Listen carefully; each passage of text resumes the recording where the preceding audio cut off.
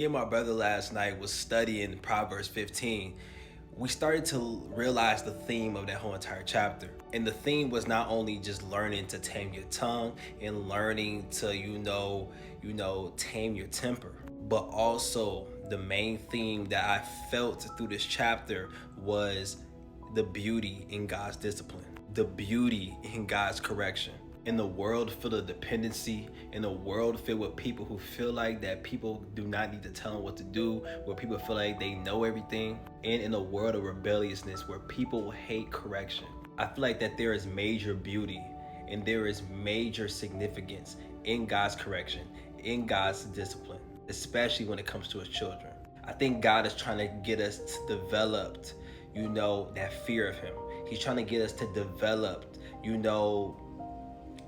that learning to take correction, that learning to take discipline, to let go of that pride and let go of that ego. Because even when a lot of us was in the world, a lot of us didn't like to be told what to do. Even from our own parents, like a lot of us were just rebellious. But God is trying to get us to surrender. God is trying to get that out of our mindsets. He's trying to let go of the old mindsets, the old attachments, the old worldly habits that we've been so accustomed to for all of our lives. And as I come on here tonight, I want to read y'all this verse in Proverbs 15.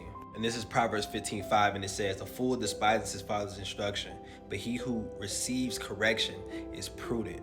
Or just saying that you're wise. Then you got Proverbs 15:32, and it says, "He who disdains instruction despises his own soul, but he who heeds rebukes gets understanding." This is why I say there's beauty in God's correction. Too many times, a lot of us, we operate out of emotions. We operate out of self. We operate out of pride and ego. You're operating out of emotions, when you're operating out of anger, and when you have a quick temper, and you're quick to anger, or you're just so quick to go and do about things your own way. It's always gonna lead to your destruction. It's always gonna lead to your downfall. That's why God says a way may seem right to a man, but it only leads to death. Yes, the way may seem enticing. Yes, it may feel like you're making the right decision by the way you feel, by the words that you say to people. But every short-term action have long-term consequences. My God.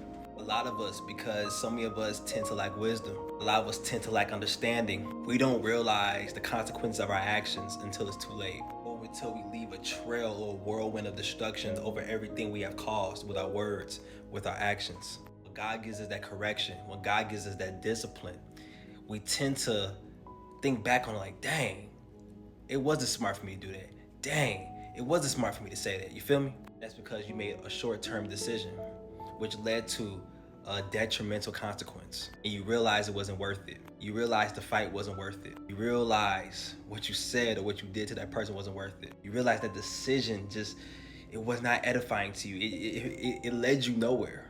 In a world, and especially in a generation, all we do is fill ourselves up. All we do is base our decisions off our emotions. This is why we have so many people in jail. This is why we have so many people in the grave, because we don't know how to control ourselves. We don't like to take accountability, or we don't like to be told what to do. And the reason why we don't like discipline, the reason why we don't like instruction, is because when God gives us instruction, when he gives us discipline, it gives us time to actually take a look in the mirror and see ourselves for who we truly are. We always like to point the finger. Oh, this is why I did that. That person, the reason why I did that. Or that person made me make that decision. Not knowing that if you really think about it, nobody can make you do something that you truly never wanted to do in the first place. But because you weren't raised and because you was in your fifis, you made a bad decision. You said the wrong thing. And like I said, many of us hate correction. And many of us hate discipline, because when God corrects us, he disciplines us. He makes us take a look in that mirror, and we start to see who we truly are. We start to see who we are on the inside. The outside may be painted with gold. It might look beautiful, but your inside is rotten. Your inside is full of hatred. It's full of anger. It's full of jealousy, full of resentment, full of arrogance. We tend to do this a lot too. We tend to think that when we're in the Word, or when we're reading the Word, we think that when God is, reading different scriptures, we think that God is speaking about somebody else. In the secret place, God is never going to gossip about somebody else to you. I don't know who needs to hear that. But God is never going to gossip about somebody else in the secret place to you. The secret place is one-on-one time, intimacy time between you and God, about what you need to work on, about what you need to improve on. It's a time where God can sit down and pop open that chair and sit down with you and be like, hey son, hey daughter, it's time to make that right. You maybe need to improve on that. In that secret place, in that place where you're being hidden, a place of silence. It's a place where God's correcting your mind, where he's developing, he's taking certain habits out. He's taking certain things out of your life because he knows you need it. And he wants wants to see all of his sons and daughters to be the best in who they can be in the kingdom, to walk and move in their purposes. If we take a look at Hebrews chapter 12, verses 5 through 8, even says this: My son, do not despise the chastening of the Lord, nor be discouraged when you are rebuked by him. For whom the Lord loves, he chastens and scourges every son whom he receives.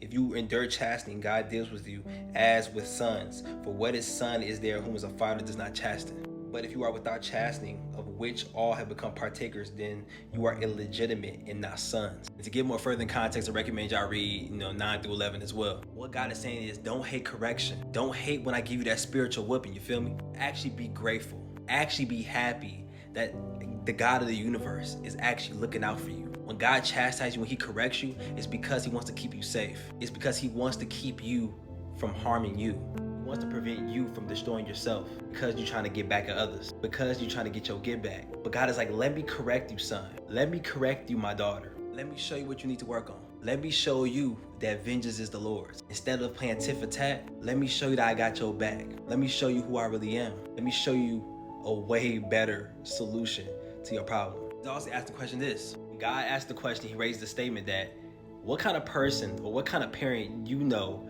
that don't discipline their child when they do wrong? Count it all joy when I discipline you. Count it all joy when I give you conviction. Count it all joy because if I didn't correct you, if I didn't tell you your wrongs or held you accountable for your actions, then I wouldn't look at you as a son or a daughter. Let that sink in. A lot of us just need to learn to let go. A lot of us just need to learn to take accountability, you feel me? Because the less you take accountability, the slower you grow.